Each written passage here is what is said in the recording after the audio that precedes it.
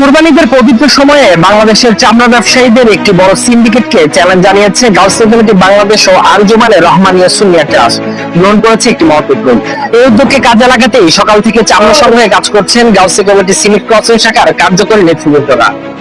ঈদুল আজহার পবিত্র মুহূর্তে দেশের চামড়া বাজারে যখন সক্রিয় সিন্ডিকেট চক্র, ঠিক তখনই মানবতার সেবায় সাহসী উদ্যোগ নিয়ে মাঠে নেমেছে গাউসিয়া কমিটি বাংলাদেশ ও আঞ্জুমানে রহমানিয়া সুন্নিয়া ট্রাস্ট। চামড়া যাবে কল্যাণে, নয় কোনো সিন্ডিকেটের হাতে।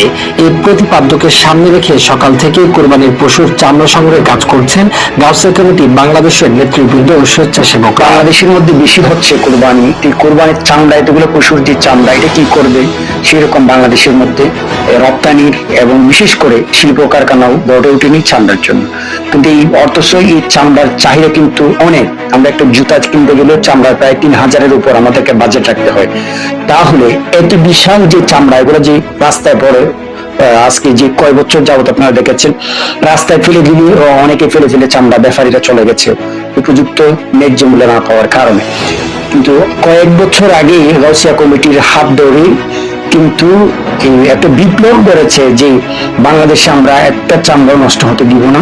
গাউসিয়া কমিটির ভাইরা নিজ উদ্যোগে নির্দ্বিধায় এই কাজ করে যাচ্ছেন, মানুষরা দিচ্ছেন। ওনারা কিন্তু গাউসিয়া কমিটির কাজী ব্যবহার না করে সেটা ওনারা সরাসরি এই যে জামিয়া আহমদিয়া সুন্নিয়া আলিয়ার অধীনে, যে আঞ্জুমানে রহমানিয়া আহমদিয়া সুন্নিয়া ট্রাস্টের অধীনে যে মাদ্রাসাগুলো আছে, এই যে এখানে যারা মাদ্রাসায় যারা পড়াশোনা করে, বিশেষ করে মিসকিন অনেকে পড়াশোনা করে সেই মাদ্রাসায়, ধনী গরিব অনেকেই করে, কিন্তু যেখানে লিল্লা ফান্ড আছে আঞ্জুমানের, ওই লিল্লা ফান্ডের মধ্যে তারা সরাসরি চামড়াগুলো জমা দেয়।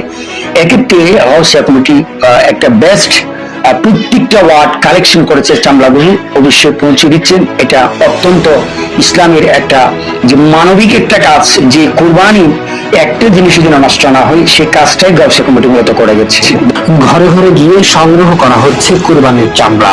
সংগঠনের পক্ষ থেকে জানানো হয়েছে এই চামড়া বিক্রির অর্থ ব্যয় করা হবে এতিম, অসহায় মানুষ এবং ধর্মীয় ও মানবিক সেবামূলক কার্যক্রমে।